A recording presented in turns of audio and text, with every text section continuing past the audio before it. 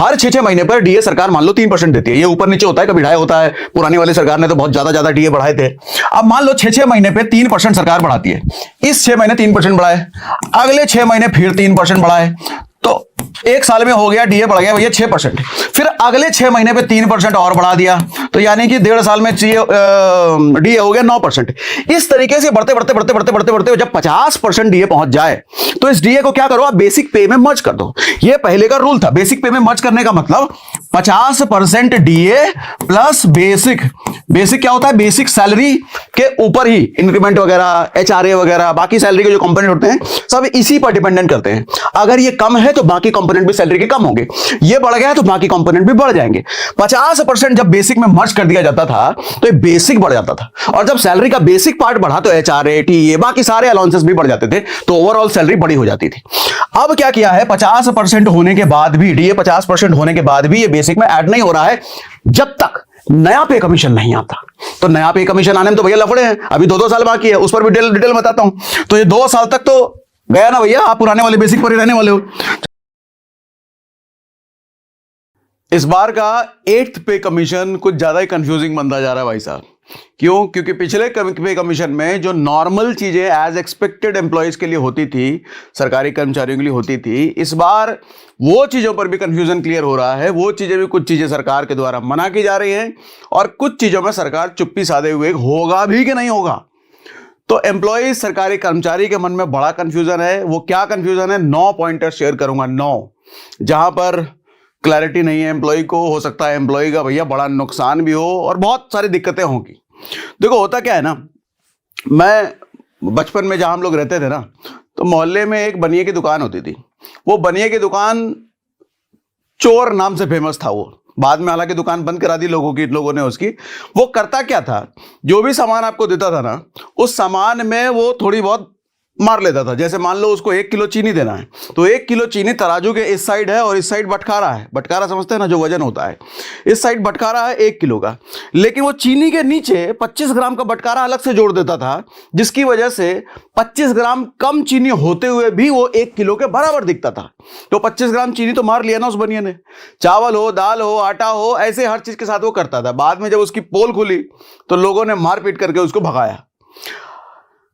आप जब इस बार 8th पे कमीशन आते हुए देखोगे ना, तो आपको ऐसा फील होगा कि कहीं सरकार हमारे साथ वो बनिए वाला हाल तो नहीं कर रही है भैया। क्योंकि बहुत सारी चीजें आपको पता चलेगा भैया पहले बताई नहीं, बाद में बताई तो कुछ और बता दिया। और चलो डिटेल में बता ही देता हूं आपको हुआ क्या है। देखो 8th पे कमीशन में सबसे पहली चीज जो अभी रिसेंट की घटना थी, डिमांड थी कि डीए मर्जर की मांग को इन्होंने ठुकरा दिया है। और ये मांग 30 साल पुरानी थी, आज की नहीं। आप अगर 5th पे, मैंने यहाँ पे डॉक्यूमेंट भी खोल रखा है, यहाँ पे लिखा हुआ है साफ साफ, ये देखो 1 मार्च 2004 का डॉक्यूमेंट है, सरकारी cga.nic.com पे है।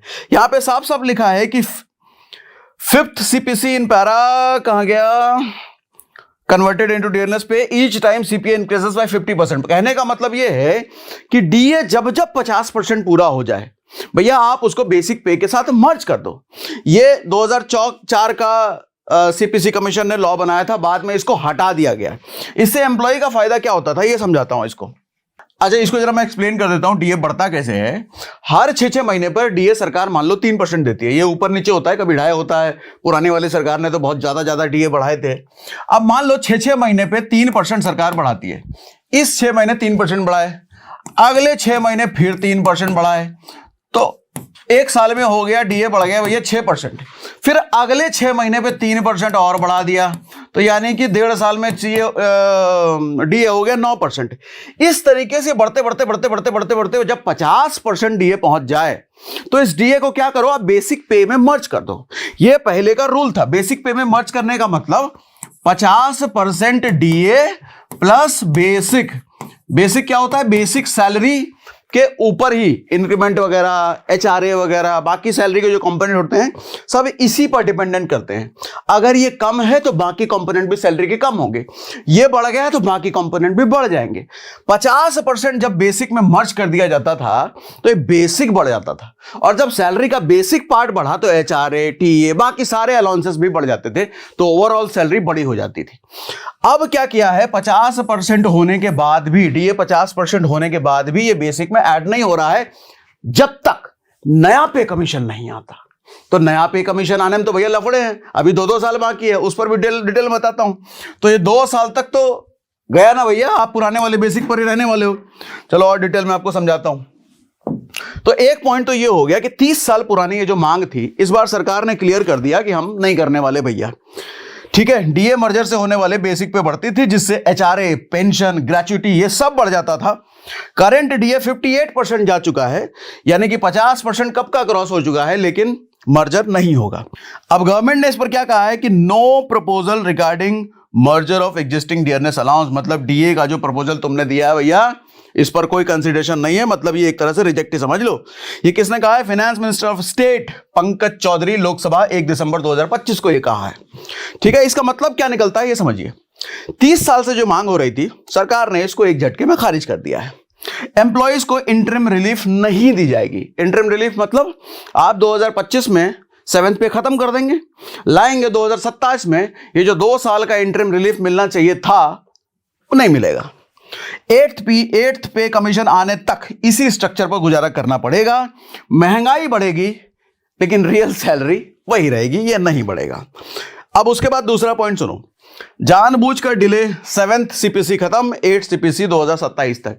ये भी कहा जा रहा है कि सरकार शायद जानबूझकर डिले कर रही है भैया, पैसा बचा रही है, ये सब भी हो रहा है क्या? अब ये कैसे हो रहा है ये समझो। होगा क्या, से 7th पे कमीशन 31 दिसंबर 2025 को खत्म हो जाएगा। ठीक, तो 31 दिसंबर 2025 के बाद 1 जनवरी 2026 आएगा, तो 1 जनवरी 2026 से नई सैलरी मतलब नया कमीशन आ जाना चाहिए। नहीं होगा ऐसा। क्यों? क्योंकि भैया 8th पे का नोटिफिकेशन 3 नवंबर 2025 को आया है। इसका मतलब रिपोर्ट एक्सपेक्टेड है 18 महीने बाद, यानी कि 2027 के मिड तक जाएगा। ये रिपोर्ट ही आएगा 2027 के मिड तक, सैलरी नहीं बढ़ेगी, रिपोर्ट आएगा। इंप्लीमेंटेशन एक्सपेक्टेड है 2027 के बाद। अब सवाल यह है कि 2025 में आपने 7th पे खत्म कर दिया, 2027 के बाद आप लाएंगे नया वाला पे कमीशन, तो ये जो 1.5-2 साल का गैप हो गया, इसमें तो सैलरी तो बढ़ी नहीं लोगों की। तो ये 1.5-2 साल का गैप का हर जाना कुछ तो देंगे, एरियर वगैरह देंगे। एरियर पर भी बात आता हूं, एरियर पर भी बड़ा क्वेश्चन मार्क है भैया। कुछ लोग गदगद हैं, पिछले पे कमीशन में तो एरियर मिला था, इस बार भी तो मिलेगा ही। वहां भी इस बार कंफ्यूजन है भैया, सवाल वहां भी उठ रहे हैं, अभी बताता हूं आगे आपको। गैप पीरियड भैया 1.5 से 2 साल का बन गया। इस 1.5 से 2 साल के गैप का सरकार की तरफ से कोई अपडेट नहीं है। प्रॉब्लम क्या होगी इसमें से? 7th पे कमीशन देखो 31 दिसंबर को खत्म हो रहा है, 8th पे की रिपोर्ट आएगी 2027 तक, 1.5 से 2 साल का कोई जवाब नहीं है फिलहाल। गवर्नमेंट को पता था कि 7th पे 2025 में खत्म हो जाएगा, फिर भी नवंबर 2025 तक वेट किया। अगर जनवरी 2024 में ही कमीशन बना देते तो जनवरी 2026 से इंप्लीमेंटेशन हो जाता, 25 में उधर खत्म होता, 26 में नया पे कमीशन आ जाता। आपको तो पहले से पता था, तो 24 में कमीशन क्यों नहीं बनाया भाई साहब? दिल्ली इलेक्शन का तो कहीं चक्कर नहीं था, तो 24 में नहीं। मतलब ये सब देख करके लोगों के मन में यह भी डाउट आता है कि कहीं जानबूझ करके सरकार ने डिले तो नहीं किया। अब सुनो अगला पॉइंट, इंप्लीमेंटेशन डेट पर चुप्पी है, इस पर क्लैरिटी नहीं है। एम्प्लॉइज हो सकता है अंधेरे में रह सकते हैं। क्या है भैया? The date of implementation shall be decided by government. ये स्टेटमेंट है गवर्नमेंट की। किसने दिया है? एमओएस फाइनेंस ने पार्लियामेंट में दिया है कि इंप्लीमेंटेशन डेट भी डिसाइड किया जाएगा। 1.5 से 2 साल बाद रिपोर्ट तो आएगा, लेकिन रिपोर्ट आने के बाद किस दिन से लागू होगा, किस दिन से सैलरी बढ़ेगी, बताएंगे। इस पे अभी क्लियर नहीं है। तो ठीक है, और एरियर भी मिलेगा कि नहीं मिलेगा ये 1.5 से 2 साल का, वो भी बताएंगे। तो ये बताएंगे वाला मोड चल रहा है। इसमें गलत क्या है? पिछले पे कमीशन में हमेशा क्लियर डेट दी गई थी, इस बार सरकार खुद को ये छूट दे रही है कि बताएंगे, देख लेंगे वाला। तो एम्प्लॉय की प्लानिंग यहां पे भैया दिक्कत में पड़ेगी। उनके लोन्स चलते हैं, इन्वेस्टमेंट होते हैं, लाइफ के कई सारे डिसीजंस होते हैं, बाल बच्चे की शादी ब्याह, एजुकेशन, बहुत सारी चीजें होती हैं। प्लानिंग नहीं कर सकते वो, क्योंकि पता नहीं है भैया 1.5-2 साल का क्या मिलेगा। ये अनसर्टेनिटी उनको कंफ्यूज कर रही है। चौथा सुनो, ये बहुत बड़ा पॉइंट है। हर पे कमीशन में ये होता था, अगर करंट पे कमीशन और अगला पे कमीशन आने में डिले होता था तो जो बीच का डिले है उसका एरियर मिल जाता था एम्प्लॉयज को बाद में। इस बार एरियर पर कंप्लीट साइलेंस है, कुछ बात नहीं हो रही, डिमांड है लेकिन सरकार बोल नहीं रही है, तो करोड़ों का यहां पे नुकसान हो सकता है भाई साहब अगर एरियर नहीं मिला तो। अब एरियर क्यों इंपॉर्टेंट है, अच्छा इस पर सवाल क्यों उठ रहे हैं आगे बताऊंगा, वो भी क्लैरिटी देता हूं। एरियर क्यों इंपॉर्टेंट है, अगर 8 पे कमीशन 2026 से इफेक्टिव माना जाए, इंप्लीमेंटेशन 2027 में हो, तो ये जो 1.5 से 2 साल का एरियर मिलना चाहिए, मतलब इसका जो पैसा हुआ 1.5 से 2 साल का बढ़ा हुआ पैसा वो जो मिलना चाहिए, लेकिन गवर्नमेंट कह रही है इस पर कोई कमिटमेंट अभी, मतलब इस पर बात ही नहीं हो रही भैया। अगर एरियर नहीं मिला तो एम्प्लॉय को करोड़ों का नुकसान होगा ही होगा। पास्ट की प्रैक्टिस क्या थी, 7th पे कमीशन में एरियर मिला था 18 महीने का, 6 पे कमीशन में भी मिला था। इस बार गवर्नमेंट चुप क्यों है, क्या एरियर देने का इरादा नहीं है? टीओआर में भी एरियर का जिक्र नहीं है। टीओआर जब टर्म्स ऑफ रेफरेंस, अभी आता हूं, चलो उसकी बात कर ही देता हूं। जब टीओआर बनता है तो उसमें सारी क्लैरिटी दी जाती है पे कमीशंस को, हम क्या करेंगे क्या नहीं करेंगे, कैसी प्लानिंग होगी, सब कुछ। इस बार जिक्र नहीं है भाई साहब, और जिक्र नहीं है तो क्या हो सकता है, कुछ भी हो सकता है। टर्म्स ऑफ रेफरेंस एम्प्लॉय के खिलाफ डिजाइंड है, कुछ लोग ऐसा भी कह रहे हैं।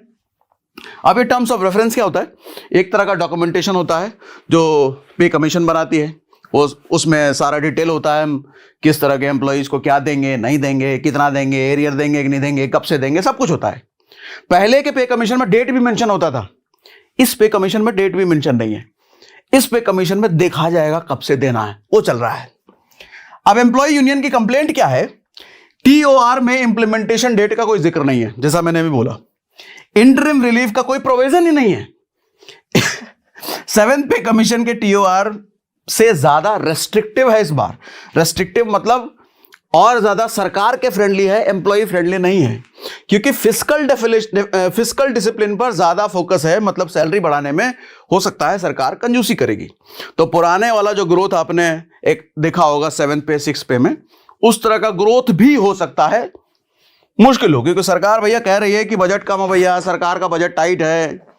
तो ऐसी बातें जब होने लग जाए तो एक तरह से कर्मचारियों को डराया जाता है कि ज्यादा कुछ होगा नहीं, ज्यादा उम्मीद मत रखना।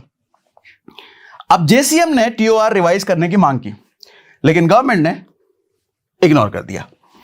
7th पे कमीशन वर्सेस 8th पे कमीशन अगर आप देखो तो एक टेबल बना के मैंने आपको समराइज किया कि इंप्लीमेंटेशन डेट पहले वाले में मेंशन था 7th पे में, इस बार वाले में मेंशन ही नहीं है कब से इंप्लीमेंट होगा। इंटरिम रिलीफ प्रोविजन था 7th पे में, इस बार प्रोविजन ही नहीं है। टाइम दिया गया था 18 महीने का, इस बार भी 18 महीने दिया गया, लेकिन एग्जैक्ट डेट मेंशन नहीं है। फिस्कल फोकस 7th पे में बैलेंस था, एम्प्लॉय की भी बात हो रही थी, सरकार की भी बात हो रही थी, लेकिन इस बार ज्यादा रेस्ट्रिक्टिव है, सरकार पर ज्यादा फोकस किया जा रहा है। एम्प्लॉय का इनपुट 7th पे में कंसीडर किया जा रहा था, इस बार थोड़ा लिमिटेड है। ठीक है, अब अगला पॉइंट सुनो, इन्फ्लेशन का बोझ एम्प्लॉय पर ही क्यों? ये भी अच्छा पॉइंट है। पिछले 10 साल में देखो इन्फ्लेशन कई गुना बढ़ गया है। आप देखो सबसे ज्यादा घरों का अगर इन्फ्लेशन देखो, आटा दाल चावल सब कुछ तो महंगा होता ही होता है, लेकिन रियल एस्टेट, प्लॉट, फ्लैट, अगर इन चीजों देखो तो भैया एक साल में मैंने डबल होते हुए देखा है प्रॉपर्टी के प्राइस, एक साल में डबल। डबल कहने का मतलब 100% जंप। लेकिन क्या उस हिसाब से सैलरी बढ़ी है? एजुकेशन महंगा हुआ है, हेल्थ केयर महंगा हुआ है, हाउसिंग महंगा हुआ है, सब महंगा हुआ है। डीए हर 6 महीने में रिवाइज होता है, ये मानते हैं, लेकिन इन्फ्लेशन तो डेली हर चीज का रेट कुछ ना कुछ बढ़ ही रहा है भैया। तो ऐसे में एम्प्लॉइज मांग रहे थे कि डीए को रियल टाइम महंगाई से लिंक करो। गवर्नमेंट यहां पे भी चुप है। तो गवर्नमेंट का लॉजिक क्या है कि डीए को हर 6 महीने पे रिवाइज तो कर ही देते हैं, हर 6 महीने पे महंगाई भत्ता देते तो हैं, उससे करो गुजारा, उससे समझो। लेकिन भैया हर 6 महीने में अगर 3% भी दे रहे हैं तो महंगाई का हिसाब तो कुछ और चल रहा है। एजुकेशन साल का 14% 15% बढ़ जा रहा है, और डीए के हिसाब से साल का 6% बढ़ रहा है। तो आप जितना महंगाई भत्ता दे रहे हैं, रियल एजुकेशन उससे डबल भाग रहा है। आप हॉस्पिटल एक्सपेंसेस, दवाइयों का बिल अगर देखो तो वो भी 14-15% के साल हिसाब से हर साल ग्रो करता है। पढ़ाई, एजुकेशन, आप बेसिक चीजें, खाना बनाने वाला तेल अगर देखो तो 10-10%, 12-12% के हिसाब से बढ़ता है। मेडिकल हमने बात करी, आप गाड़ियों का प्राइसेस देख लो भैया कैसे बढ़ता है। और रियल एस्टेट, घर का प्राइस, प्लॉट का प्राइस तो पूछो ही मत, 14-15% से भी ज्यादा भाग रहा है कई सारे जगहों पर। तो ऐसे में जो डीए हर 6 महीने पे 3% बढ़ रहा है, ये किसी काम के लायक लग नहीं रहा है। लेकिन सरकार का ये कहना कि डीए तो हम बढ़ा रहे हैं ना, है, इतना काम तो हम कर रहे हैं। लेकिन ये सैलरी सिस्टम भैया 1990 में बना था ये डीए वाला। उस समय इन्फ्लेशन की स्पीड कम थी, आज इन्फ्लेशन महंगाई की स्पीड बहुत ज्यादा है। तो ये आज के हिसाब से ये डीए वाला लॉजिक कारगर नहीं होता है, मतलब नहीं फेवर में दिखता है एम्प्लॉइज के। आज की रियलिटी में ये सिस्टम आउटडेटेड हो चुका है, फिर भी सरकार इसको बदलने को तैयार नहीं है। अब अगला पॉइंट सुनो, पेंशनर्स के साथ बड़ा धोखा हो सकता था भैया, बच गए पेंशनर्स, बाल बाल बच गए। ये पेंशनर्स कौन होते हैं? जो 60 साल के ऊपर होते हैं, जो बूढ़े बुजुर्ग हो सकते हैं, जिनकी दवाइयों का खर्चा फिक्स है भैया। हो सकता है बाल बच्चे उनको पैसे ना दे रहे हो, बाल बच्चा उनके ऊपर खर्चा ना कर रहे हो, जो अकेले रह रहे हो, जो तनहा रह रहे हो, पूरी तरीके से उनकी पूरी जिंदगी पेंशन पर ही डिपेंडेंट है। उन पेंशनर के साथ भी धोखा होने का पूरा प्लान था नहीं कहूंगा, धोखा हो सकता था। क्यों? क्योंकि जो टर्म्स एंड रेफरेंस पहले बनाया गया था उसमें पेंशन की सैलरी बढ़ेगी ऐसा मेंशन ही नहीं था। अच्छा, पेंशनर कितना इंपॉर्टेंट पार्ट है भैया, लगभग 60-70 लाख के आसपास, 69 लाख के आसपास पेंशनर्स हैं देश में, उनका जिक्र ही नहीं है, उनका बढ़ेगा कि नहीं बढ़ेगा। तो एक तरीके से चीटिंग टाइप फील हो रहा था, तो लोगों ने हल्ला किया, एम्प्लॉइज ने हल्ला किया, ये कैसे पेंशनर को कैसे छोड़ दोगे भैया। तब जाके टीओआर रिवाइज किया सरकार ने 2 दिसंबर 2025 को, फाइनेंस मिनिस्ट्री ने कंफर्म किया, नहीं पेंशन इंक्लूड है, कर लेंगे। अरे इंक्लूड था तो पहले क्यों नहीं लिखे थे? तो ये वो बनिए वाली हालत, समझ रहे हो ना, चीनी 1 किलो नीचे 25 ग्राम का बटकारा, वैसा कुछ लोगों को फील होने लग गया।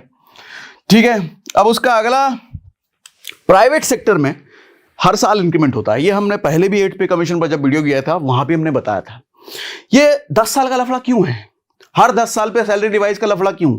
आपको एक नया पे कमीशन बनाना पड़ता है, उसमें कई सारे लोग अपॉइंट करने पड़ते हैं, 18 महीने 2 साल तक उनकी सैलरी आप अलग से देते हो। उससे अच्छा हर साल अगर इंक्रीमेंट करो जैसा प्राइवेट सेक्टर में होता है, तो ये नया पे कमीशन का लफड़ा ही खत्म, ये पे कमीशन बनाने की कमेटी खत्म, ये अनाउंसमेंट, इंप्लीमेंटेशन, एरियर, ये सारे तामझाम ये सब खत्म।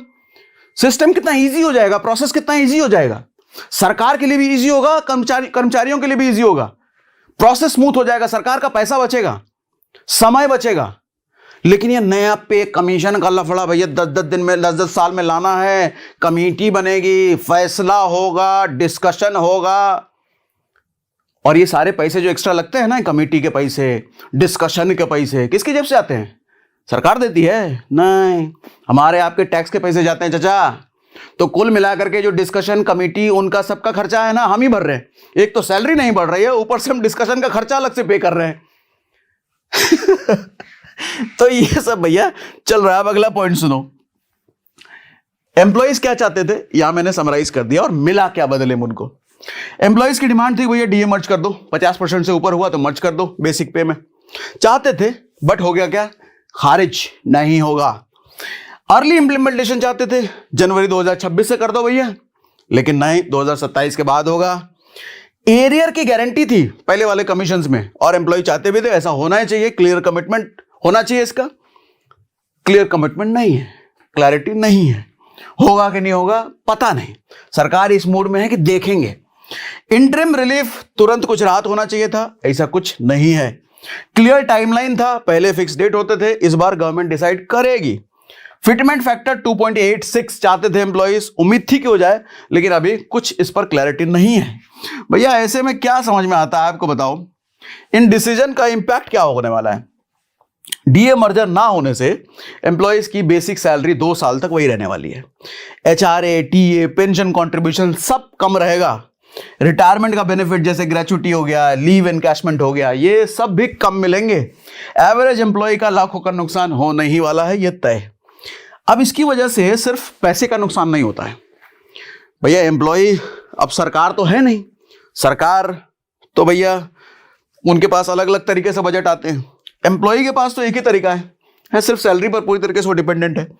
अनसर्टेनिटी से स्ट्रेस बनता है, एंग्जाइटी बनती है भैया, डिप्रेशन में जाते हैं, दिमाग खराब होता है यार, क्योंकि बच्चों का प्लानिंग करनी है, एजुकेशन का, घर खरीदना है, प्लॉट खरीदना है, इंश्योरेंस का प्रीमियम भरना है, बहुत सारी प्लानिंग होती है, वो सब स्ट्रेस में जाता है। और इसकी वजह से गवर्नमेंट पर ट्रस्ट कम होता है। जब इतनी अनसर्टेनिटी गवर्नमेंट रखेगी तो ट्रस्ट तो कम होगा ही, मोटिवेशन लेवल गिरता है भैया। जिस गवर्नमेंट के लिए काम कर रहे हैं, इतनी मेहनत कर रहे हैं, वो हमारे मेहनत की वैल्यू नहीं कर रही है।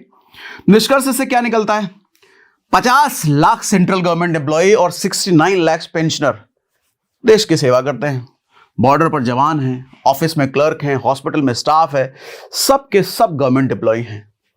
क्या इनके साथ ऐसा व्यवहार होना चाहिए? क्या लगता है आपको? कमेंट बॉक्स में बताइएगा, यह व्यवहार ठीक है या फिर हर कुछ क्लियर होना चाहिए? कमेंट बॉक्स में बताइएगा, मैं पढ़ूंगा जरूर, हर एक कमेंट पढ़ता हूं। रिप्लाई हो सकता है ना कर पाऊं, लेकिन पढ़ता जरूर हूं। उसके बाद हमने की क्वेश्चंस की एक समरी दे दी, क्या क्या जो मेन बात है। डीए मर्जर की मांग 30 साल से चल रही थी, कुछ नहीं। 8th पे कमीशन को इतना लेट कॉन्स्टिट्यूट क्यों किया गया, बताओ भैया। इंप्लीमेंटेशन डेट क्लियर क्यों नहीं है, ये बताओ। एरियर्स मिलेगा कि नहीं मिलेगा, ये बताओ। इंटरिम रिलीफ क्यों नहीं दिया जा रहा, ये बताओ। एमपीज और मिनिस्टर की सैलरी तो बढ़ती रहती है हर साल या उससे भी पहले, एम्प्लॉयज को क्यों नहीं बढ़ती?